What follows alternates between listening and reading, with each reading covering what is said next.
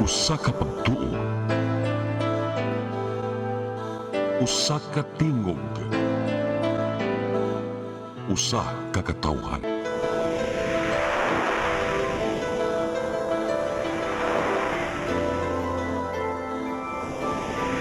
Cebu Catholic Television Network.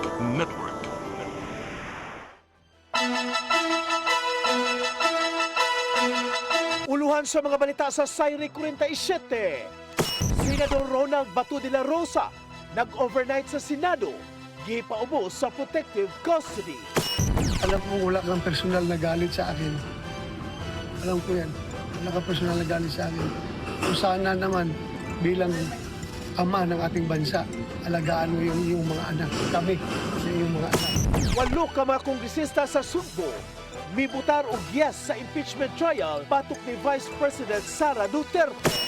87 ka kilo sa karneng baboy gi-embargo sa gihimong operasyon ni atong Domingo.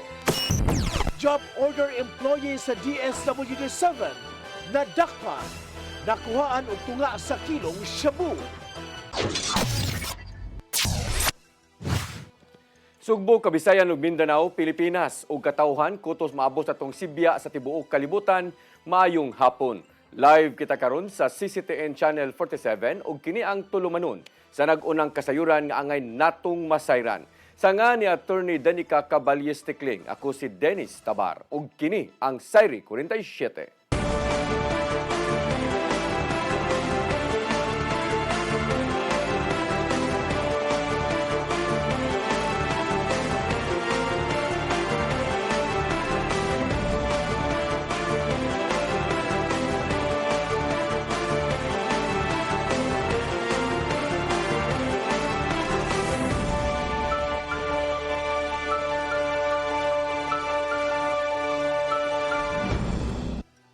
Ug karon sa kompletong detalye sa atong mga balita, Senador Ronald Bato de la Rosa nakapahuway og tarong human nga nag-overnight sa Senado. Gipaubo siya sa protective custody kagabi bisan og nakaung-ong na ang warrant of arrest gikan sa International Criminal Court batok niya. Ang kasayuran ihatod ni Gian Navarro. Nakatulog ra og tarong si Senador Ronald Bato de la Rosa human nakaangkon og kakuyaw. Si Deng gipaybaw sa International Criminal Court nga adunay nakaung-ong nga warrant of arrest batok kaniya, ilabi na nga gideklarar siyang sospek. Atol siyang pag-atubang sa media karong adlaw. Gipaybaw ni De La Rosa nga magpabilin sa Senado human siya gitugutan sa mga kaubanan nga mopaubos sa protective custody. Taliwa kini sa pag-atang na sa mga sakop sa kapulisan o National Bureau of Investigation kuno galing madakpan o mutahan ang senador pinasikad sa ICC arrest warrant. Gipaabot lang niya karon ang desisyon sa lokal nga korte bahin sa mamahimo niyang dangatan. You are preventing from duly elected the Senator of this Republic to perform its duties. Papasok ako para mag-attend ng session, tapos ganun. Sumapa ni Senador De La Rosa nga nauwaw siya sa katawhang nangita kaniya taliwasan na ang kumpagsaway kon nganong nitago sud sa 5 ka buwan. May numdumang si De La Rosa ang usa sa mga gitumbok sa ICC nga co-perpetrator sa dugoong drug war campaign ni kanhi Presidente Rodrigo Duterte kinsang gibalhog na karon sa The Hague, Netherlands og nagatubang og kasong crimes against humanity. Sumapa ni Senador Bato, wala niya gidawat ang 2 ka buwan nga sweldo isip pagrespetar na usab siyang gidangatan. Naimong tensyonado ang iyang comeback kagahapon sa Senado aron pagbutar sa pag-ilis sa liderato diin ang kaalyado nilang si Senador Alan Peter Cayetano mao na karon ang Senate President. Base sa CCTV footage nga sa wala pa ni patimaw sa plenaryo, ni karatilugdagan si Senador Bato hangtod nga nadagma og hapit maumod human gigukod sa mga operatiba. Gikatingalahan sa senador ang presensya ni kanhi Senador Antonio Trillanes IV diin gidala niya ang lehitimong kopya sa ICC warrant of arrest isip pagtuman sa nimong pamahayag kaniadto. Gibantayan na sa mga otoridad ang mamahimong dangatan ni Senador Bato karong nakaung-ong na ang warrant of arrest sa kabalaka nga masubli pa ang naitabo siyang amo nga si kanhi Presidente Duterte kung diin gidakop sa mga taga-ICC. Tungod sa iyang gidangatan, mapahiub sa anong gihangyo ni De La Rosa si Presidente Ferdinand Bongbong Marcos Jr. nga dili unta siya isurrender ngadto sa mga langyong institusyon. Ilabi na nga nakabot niya ang matud pa makaluluoy nga sitwasyon human sa kaniadto niyang pagpanghagit ngadto sa ICC. Alam ko wala kang personal na galit sa akin. Alam ko yan. Wala kang personal na galit sa akin. Kung sana naman bilang ama ng ating bansa, alagaan mo yung mga anak. Kami, yung mga anak. Alagaan mo lahat ng Pilipino. Sana, the role of the government is to take care of its people. Sana alagaan mo kami. Huwag mo kami ibigay doon sa mga dayuhan. Yun lang pag-iusap ko sa kanya. Ian Navarro, CCTN News. Senado mukonben dayon isip impeachment court sa higayon nga madawat ang articles of impeachment batok kang Vice Presidente Sara Duterte gikan sa Kongreso. Kompletong detalye ipadangat usab ni kung ang kasayuran ihatod ni Mary Rose Sagarino. Gibutyag ni Senate President Alan Peter Cayetano nga sugdan dayon kon forthwith ang pag-convene sa Senado isip impeachment court sa higayong madawat ang articles of impeachment batok ang Vice Presidente Sara Duterte gikan sa House of Representatives. Matud ni Cayetano nga nagpatabang siya ni Senador Vicente Tito Soto III alang sa maong proseso. Suma pa niya nga ihatag una sa komitiba ang articles of impeachment og subayon kung unsa man ang mahimo nga walay paglangay. Posibleng karong adlaw o sa Miyerkules, Mayo 13, hisgutan sa mga kauban pinaagi sa caucus ang dagan sa impeachment trial batok kang Duterte. There won't be delays. You judge us on our actions, but I don't know what time i-receive. I don't know kung ano. That's why I want a majority caucus para it's not a decision of only one group. Sa kasamtangan, gipaabot sa chamber ang kopya sa impeachment articles gikan sa Kongreso aron i-calendar pa sa sesyon. Mahinumdumang nahitabo ni adtong Lunes sa hapon ang pag-ili sa liderato sa Senado. Di nadungan kini sa desisyon sa mga kongresista bahin sa impeachment sa Vice Presidente. Gipulihan ni Cayetano si Soto human siya gisuportahan sa 13 ka mga kauban apil ang kaalyado sa mga Duterte. Gitumbok sa bag-ong Senate President nga adunay mga nasugatang problema ang kaniadtong liderato o walay labot ang dagan sa impeachment case. Tungod ni ini, gitahod ni VP Sara ang nahimong kalambuan sa Senado. Alang ni Duterte, nga resulta kana sa nahimong desisyon sa mga kaubanan. Kasi kung ano yung liderato sa loob ng Senado, no, desisyon yon ng mga senators, mga membro ng ating Philippine Senate. So kung ano yung kalabasan nung kanilang butuhan ay desisyon yon ng karamihan ng kanilang mga membro. Mary Rose Sagarino, CCTN News. 8 ka mga kongresista sa Sugbo mibutar og yes sa impeachment trial batok ni Vice Presidente Sara Duterte. Apan upat usab ka mga kongresista ang mibutar nga no atol sa sesyon sa ubos bay balauranan. Ang kasayuran ihatod ni RV Veloso. 8 ka mga kongresista sa Sugbo ang nibutar og yes, samtang upat ang mibutar og no batok sa impeachment ni Vice President Sara Duterte. Sa 14 ka mga Sugboanong magbabalaod sa ubos balay balauranan, nalakip sa mibutar og no sila si Cebu 3rd District Representative Karen Hope Garcia, Cebu North District Representative Rachel QT Delmar, Cebu 4th District Representative San Shimura ug Malasakit ug Bayanihan Party List Representative Girly Veloso. Ang mao mga kongresista atol sa sesyon kasamtangang mi-reserve sa ilang mga pamahayag ug rason sa nahimong desisyon. Hinuon si Shimura sa iyang bahin mipadayag og mensahe sa mga konstituente niini sa 4th District. Giingong misubay lang siya sa nahimong tawag ngadto sa mga residente ug konstituente niini sa 4 distrito. Base sa pasiunang records, ang moabot sa 257 ka mga magbabalaod ang mibutar og yes, ana ay 25 ang nibutar og no, samtang siyam ang ni-abstain. Nasayran nga adunay 14 ka mga Sugboanong magbabalaod gikan sa nagkadiyang distrito sa probinsya, mga syudad ug party list. Nalakip sa mibutar og yes, mao sila si Cebu 1st District Representative Rhea May Gulyas, Cebu 2nd District Representative Edsel Galios, Cebu 5th District Representative Duke Frasco, Cebu 6th District Representative Daphne Lagon ug Cebu 7th District Representative Patricia Calderon sa probinsya sa Sugbo. Samtang sa dakbayan sa Sugbo, nag-yes usab mao si Cebu City South District Representative Eduardo Rama Jr. Alang sa Lapu-Lapu City Lone District Representative Junard Ahong Chan ug Mandawi City Lone District Representative Emery Lollipop Uwan Rizon, ingon man ang TUCP Party List Representative Raymond Democrito Mendoza. Sa milabayng simana, una na nga nangayo og panahom sa publiko si Frasco batok sa impeachment case sa Vice Presidente nga nakaani og managlahing reaksyon. Atol sa sesyon ni adtong Lunes, gipangamahanan ni House Justice Committee Chairperson Jervil Luistro ang Articles of Impeachment batok kang Duterte. Ginipensahan ni Luistro ang komitiba nga kini resulta sa pipila ka buwan nga hearing og documentation hangtod nga nadeterminar nga dunay sufficiency in form and substance ang reklamong gisang-at niini. RV Veloso, CCTN News. Cebu Governor Pamela Baricuatro mipasidaan sa publiko sa fake news kalabot sa giingong pamahayag niini kabahin sa impeachment trial sa Vice Presidente. Ang kasayuran ihatod pagbalik ni RV Veloso.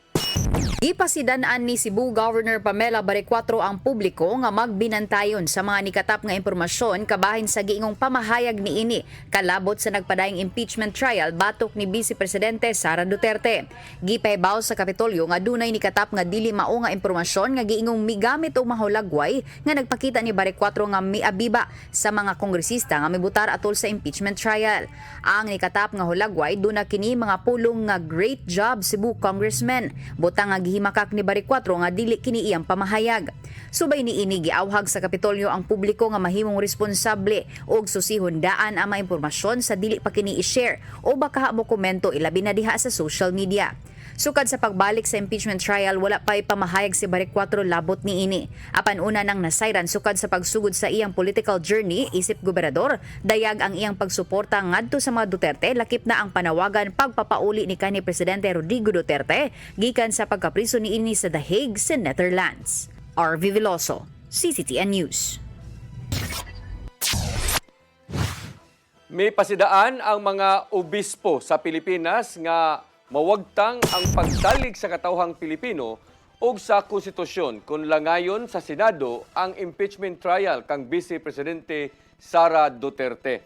Sa pastoral statement gikan sa Catholic Bishop Conference of the Philippines, gitubag sa kadaghanan sa mga kongresista ang panahom sa daghang mga Pilipino pinaagi sa plenaryo. Gihangyo sa kaobispuhan ang mga senador nga tumanon kung unsa man ang nalatid sa konstitusyon pinaagi sa pagsugod gyudayon sa impeachment trial alang sa CBCP o sa kadakong pagbudhi sa gipanumpaang tulubagon ang paglangay sa ilang buluhaton isip mga magbabalaod.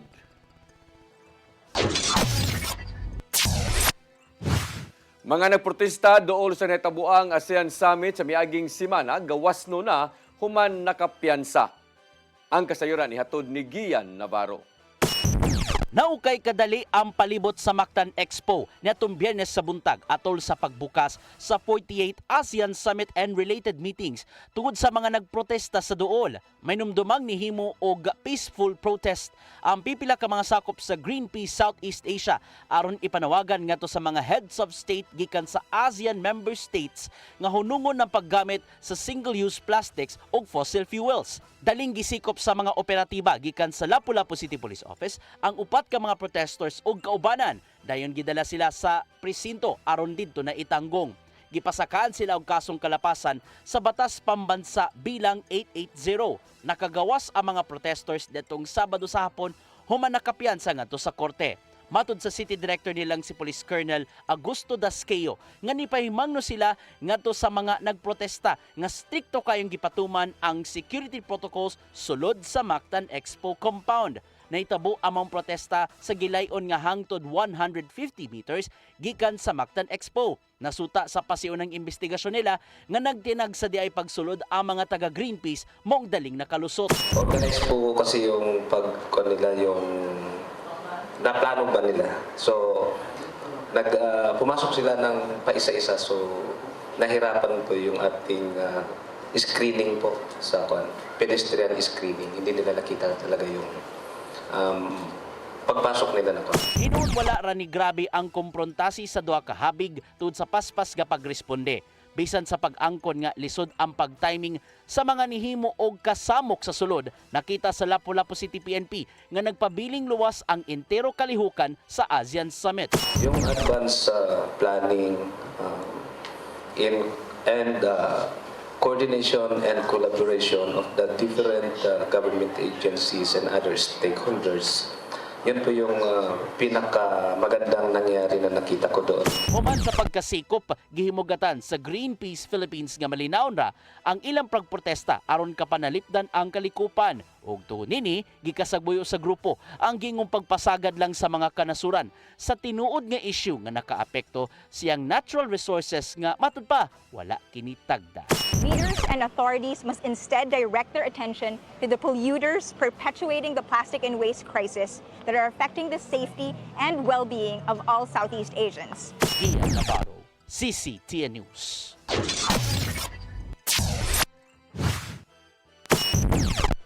Mosunod, 87 ka kilo sa karneng baboy gi-embargo sa gihimong operasyon ni atong Domingo. Kana og daghan pa mga balita sa pagbalik sa Sayre 47.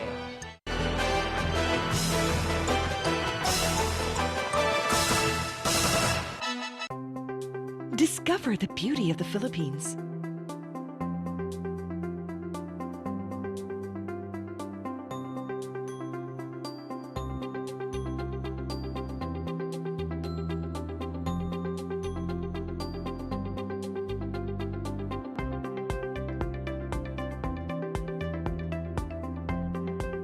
With Philippine Airlines, the country's flag carrier.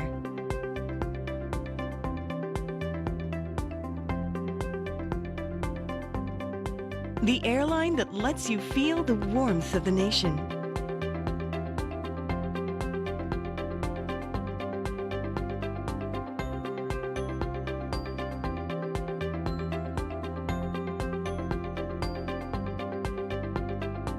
Mabuhay!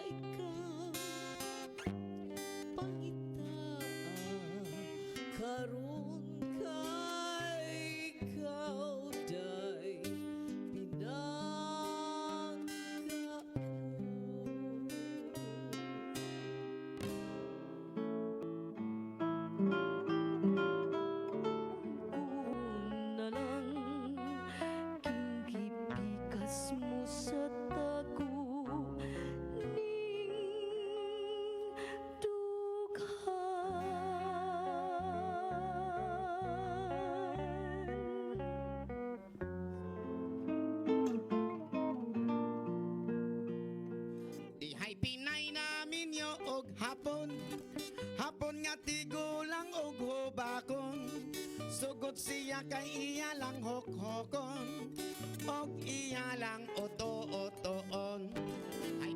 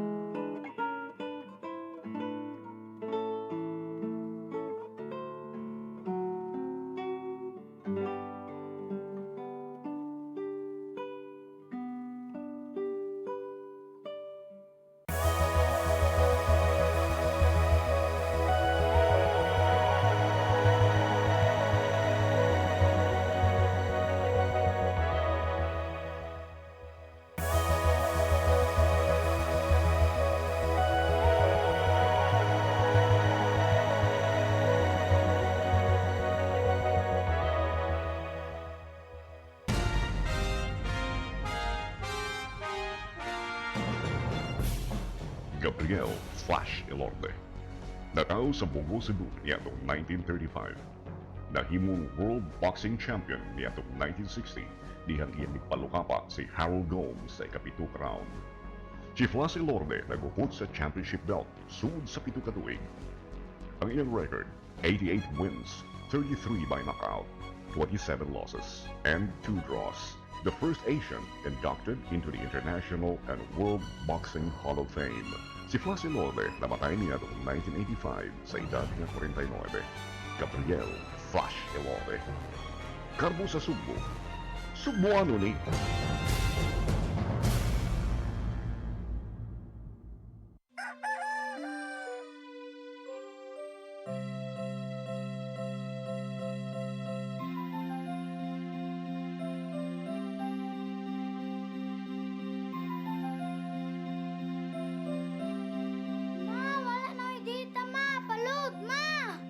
Sorry ma'am, na-late ko. Nangita pa mong gusto para internet sa kong anak ma'am. Ay, wala na yung problema. Pag sinisibo. Sinisibo, sinisibo. For your internet connection. And for the signal of your cable TV. So fast and straight the transmission to your phone. Sinisibo. Sinisibo, sinisibo. Offers you to have fiber optics. For your viewing experience, perfect and clear so fast. So great and affordable for you to enjoy. Sinisibo. Cine Cebu Television Network Incorporated offers fiber to the home broadband internet bundled with fiber to the home cable TV connection.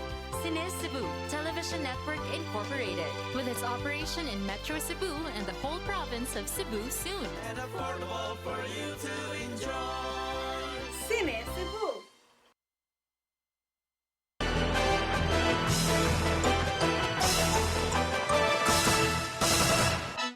Balik sa ato mga balita, moabot sa 87 ka kilo nga karning baboy ang giembargo sa Department of Veterinary Medicine and Fisheries o PNP atol sa ilang operasyon sa nagkadaiyang dapit dinhi sa dakbayan sa Sugbo niadtong Domingo. Lakip sa mga gipangsakmit kadtong mga baligyang litson baboy gikan sa duha ka mga tindahan sa Barangay Apas. Samtang naabtan nga giihaw sa Barangay Lahog ug Bunbun ang baboy nga matud pa way irehistro. Matod sa DBMF nga puros way meat inspection certificates ug uban pang permit nga namaligya kini ug makonsider nila nga hot meat ang ilang naabtan.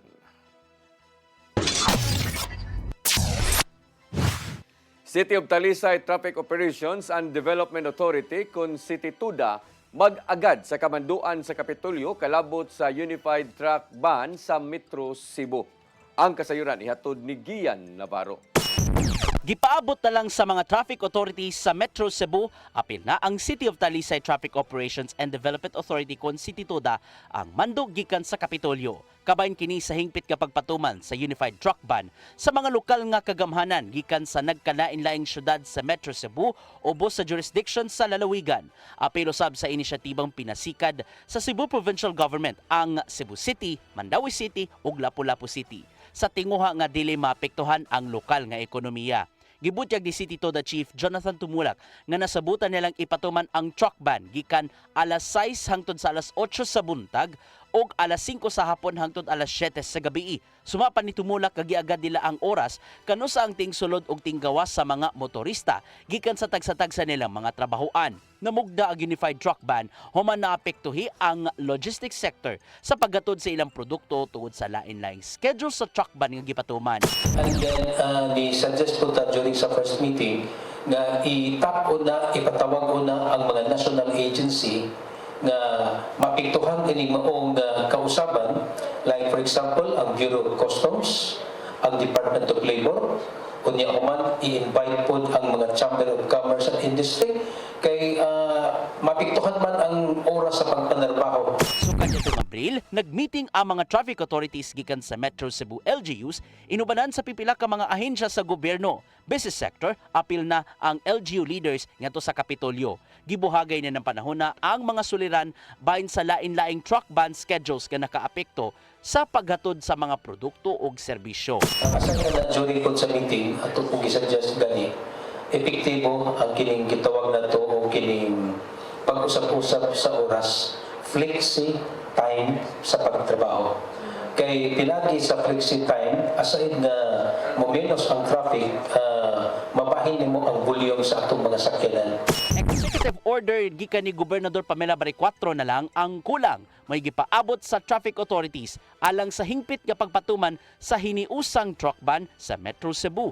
Nakita usab nilang tumulak ug mga kaubanan nga gawas gadi matandog ang lokal nga ekonomiya, makataginot usab ang mga truck sa ilang krudo. So, kinaagi na maka-minus sa ilang gasto, unya maka-less po sa ilang krudo, kay di naman ka matanggong sa traffic na magsige kag pundo, mudako ang consumption sa imong fuel. Ian Navarro, CCTN News. Doon na himoong public consultation ang Department of Public Works and Highways kuna DPW7 alang sa giduso nga dam project dinhi sa Sugbo karong Mayo 18 sa hapon diha sa Cebu Provincial Capital. Kini ang nahimong nga recommendation sa Regional Development Council 7 human nga gidefer una ang pag-endorso sa maong proyekto gumikan sa kakuwang sa project evaluation. Gitahasan sa RDC7 ang DPWH7 nga muhatag sa ilang project profile. Apil na ang makasabutan o ang pagpahigayon sa mga public consultation sa himuon diha sa Capitol Social Hall.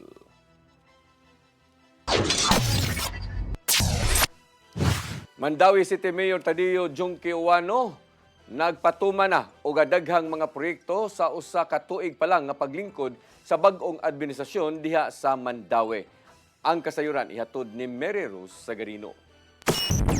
Sa pagbalik tan-aw sa hapit usa ka tuig sa iyang administrasyon, matud ni Mandawi City Mayor Tadeo Jovito Uwano nga pipila ka mga proyekto nga gisaad atol sa kampanya naa sa planning ug implementation stage. Matud ni Uwano nga napatuma na ang paghatag og pondo alang sa tambal sa tanang 27 ka barangay health center sa syudad. Ang saad nga bagong Mandawi City College ug modernong City Hospital ang gikatakda na usab nga sugdan karong tuiga.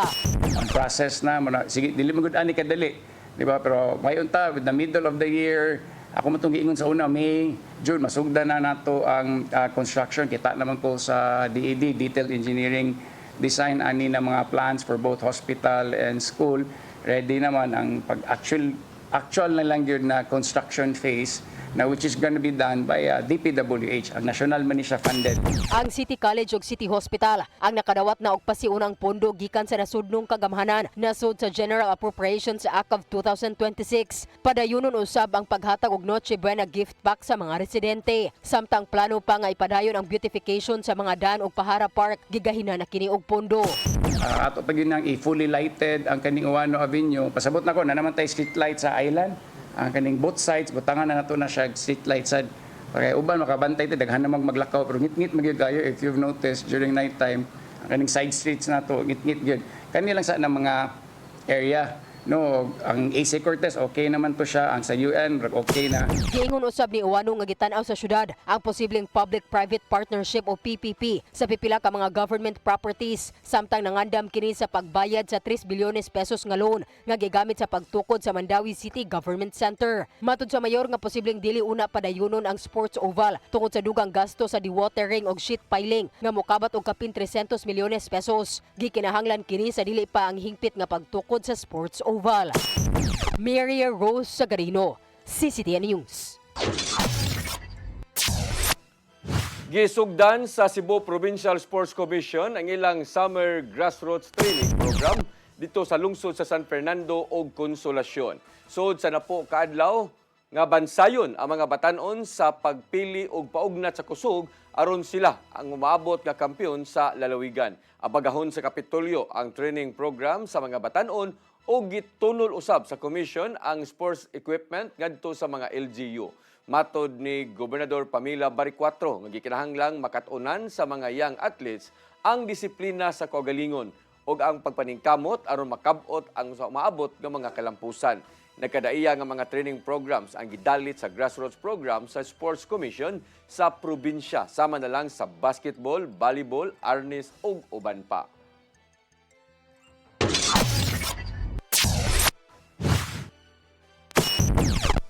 Mosunod, job order employee sa DSWD7 na dakpan, nakuhaan og tunga sa kilong shabu. Kana og daghan pa mga balita sa pagbalik sa Sayre 47.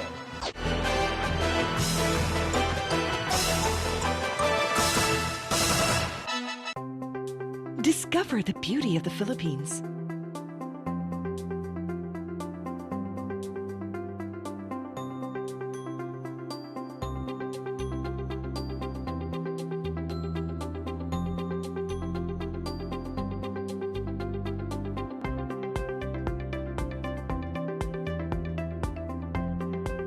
With Philippine Airlines, the country's flag carrier.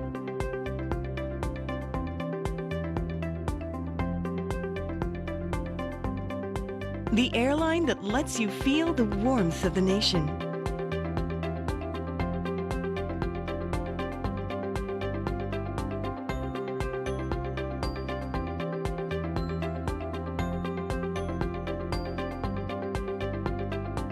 Mabuhay!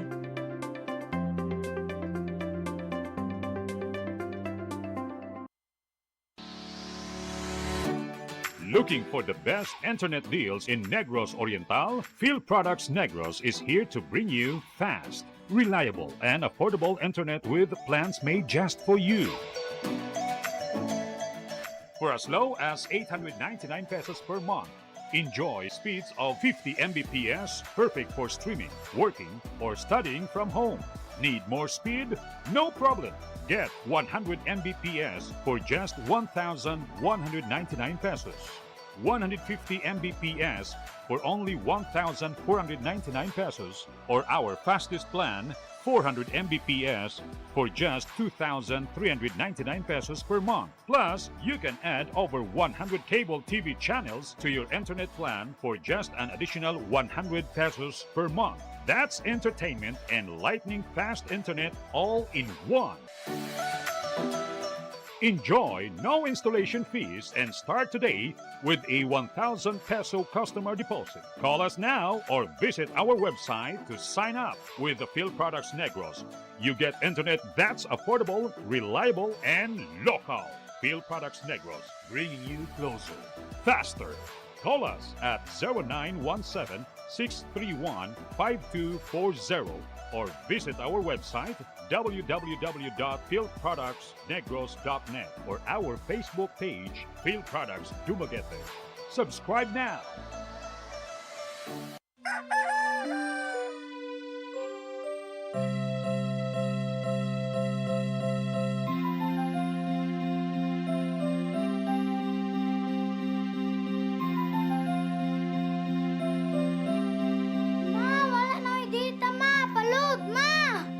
Sorry ma'am, na-late ko. Nangita pa mong ko para internet sa kong anak, ma'am. Ay, wala na problema. Pag sinisibo. Sinisibo, sinisibo. For your internet connection. And for the signal of your cable TV. So fast and straight the transmission to your home. Sinisibo. Sinisibo, sinisibo. Offers you to have fiber optics. For your viewing experience, perfect and clear so far. So great and affordable for you to enjoy. Cine Cebu Television Network Incorporated offers fiber to the home broadband internet bundled with fiber to the home cable TV connection. Cine Cebu Television Network Incorporated with its operation in Metro Cebu and the whole province of Cebu soon. And affordable for you to enjoy. Cine Cebu. PRO7 Action Files. Mga panghitabong naglambikit sa katawan, ihatagan ng aksyon o kasulbaran sa kapulisan. PRO7 Action Files. Base sa talaan sa Police Regional Office 7, nakakatuloy padayong isubay at taganong katinawan, pinaagid ng maong tulumanon. PRO7 Action Files. Abang kaninyo sa Police Regional Office 7 o NTV CCTN.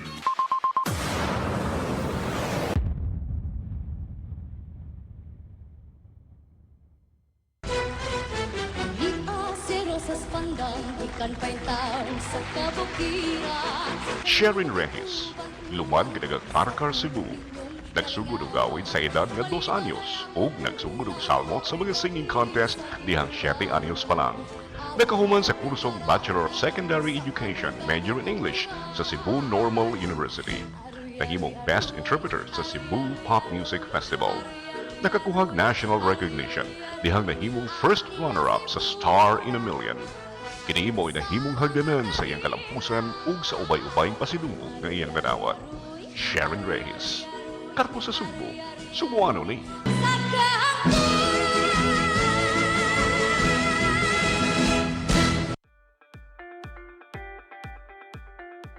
Congratulations! Nunito Tatay Dodong A. Lanchua, awarded as Cable TV Maverick, Father of Cable TV in the Philippines, given by Philippine Cable and Telecommunications Association Incorporated, PCTA, from Phil Products Group of Companies.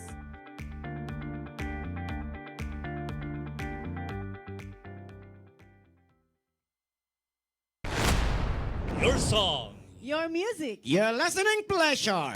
Sing it, Cebu! And if I don't need you, this, my darling, I've been told. Jody was the girl who lived next door. I've known her, I guess, 10 years or more. Saving all my kisses just for you. You got me jumping like a crazy clown, and I don't think you're right to put him down. Since I kiss me, my lips are wide, the things that bothers me is looking like you're fine. Hey, hey, set me free. Stupid Cupid, stop picking on me. With one more look at you, Amapola Cabase. Taal nga Cebuana, ug anak sa musikerong si Mani Cabase ug Priscilla Campogan.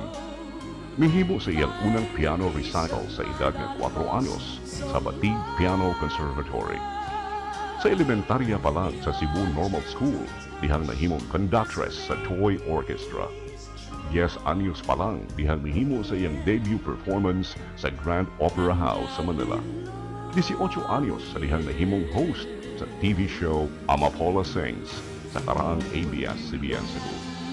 Daangan sa Subo, si Amapola nahimong ilabong national recording artist o front act sa concerts ni Jack Jones, Astro Gilberto, Matt Monroe o Sergio Mendez. Regular guest sa mga top-rated TV shows sa Manila. Sa pagkakaroon, si Amapola tuwa magbase gawa sa nasod ug padayong milingaw sa international music aficionados. Amapola. Karbo sa Subo. Subuano ni.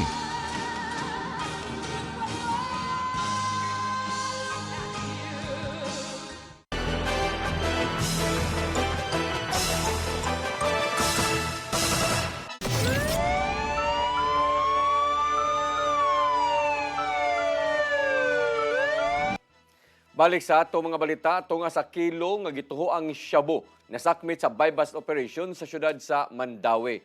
Ang suspect giingong driver gikan sa kaahinsya sa gobyerno. Ang kasayuran ihatod ni Mary Rose Sagarino. 7 ka pakete moabot sa tunga sa kilo sa gituuhang shabu, nagkantidad og 3.4 milyones pesos ang nasakmit sa usa ka buy-bust operation sa barangay Subang Dako sa syudad sa Mandawi alas 6 kagabi. Nadakpan si alias Midala, 48 anyos, residente sa barangay Tejero sa syudad sa Sugbo. Gikonsidera sa kapulisan si Midala isip regional level high value individual. Ang operasyon gihimo sa City Intelligence Unit o City Drug Enforcement Unit sa Mandawi Police uban sa Philippine Drug Enforcement Agency. Matud ni MCPO Director Police Colonel Cirelo Acosta Jr. nga sa investigasyon, nagbaligyan ang sospek og droga sa Mandawi ug kasikbit nga syudad. Dugay-dugay na ni siya na-involved. Mao ganitong naabot og 3 ka semana ang kuan kay medyo kuan kay sa wary og madulas siya, dili siya magkuan pabalik-balik. Gituuhang nagkuhaan og drogas ang sospek gikan kang alias Jomel usa ka piniriso sa Cebu City Jail. Sa nasayran, si Midal nagtrabaho isip usa ka driver sa ahensya sa gobyerno. Accordingly, driver good ni siya. It remains to be seen kung private good ni siya kuan yang kita oro sa kuan ni siya na agency. but it remains to be validated. Padayon pa ang follow-up operation aron madakpan ang uban pang kauban sa illegal nga drug network. Ang suspitsado magatubang og kaso kalapasan sa Section 5 ug 11 sa Republic Act 9165 o Comprehensive Dangerous Drugs Act of 2002. Mary Rose Sagarino, CCTN News. Giingong sakop sa kasindikato nadakpan sa Carbon Police Station human ng scam ug usa ka negosyante og alahas.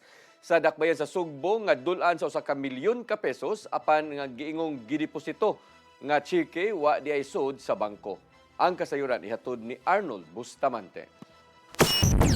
Nadakpan sa Carbon Police Station ang usa sa mga sakop sa sindikato sa mga scammer di nagilang target aga mga mamarigya ay alahas. Ang nadakpan gila nga si Janet Brago, 28 anyos, taga Barangay Inayawan sa dakbayan sa Sugbo. Nadakpan siya sa gihimong follow-up operation sa Carbon niadto nga Domingo, Mayo 10, 2026 sa Barangay Inayawan human masubay sa mga investigador. Usa ka negosyante ug alahas nga taga Barangay Pahina Central sa dakbayan Sugbo ang unang mireklamo sa Carbon Police Station human nga ang bayad sa alahas nga giorder nga mobalor sa dulan sa ka milyon ka pesos miuntol ang cheque ug wala kini mahingpit ang pagdeposito. Matod sa biktima nga nagdumili nga magpaila nga mi-transact sila nga Facebook page ang usa ka Mabin Tudor nga taga Manila nga mopalit kini nga mga alahas balor 800,000 pesos. Gipakita nini ang cheque nga gideposit sa bank account sa biktima apan wala dayon nini mabantay nga miuntol di ay ang cheque nga gideposito nini ug diha na siya nakamatikod sa dihang naabot na siya sa Cebu gikan sa kauluhan. Dali niya nga gipahibaw ang mga tao sa pawn shop nga dali lang una ihatag ang items nga alahas apan ulahin na siya kay gi-pick up na kini sa rider sa delivery app. Dinhi na siya nahadlok nga nabiktima siya sa scammer o gipang trace nila sa Carbon Police Station kung kinsa ang nag-pick up sa alahas o giladayon kini nga nailhan. Wala mang magkuato, sina ako sa Manila ba niya. Kuhan ko pa uli sa Cebu Suway Signal. Pinapos sa aeroplano, pag-landing na ako ba? Pag-land na ako, after 15 minutes, naman ang hand-over nila ang alahas sa rider, lalamove.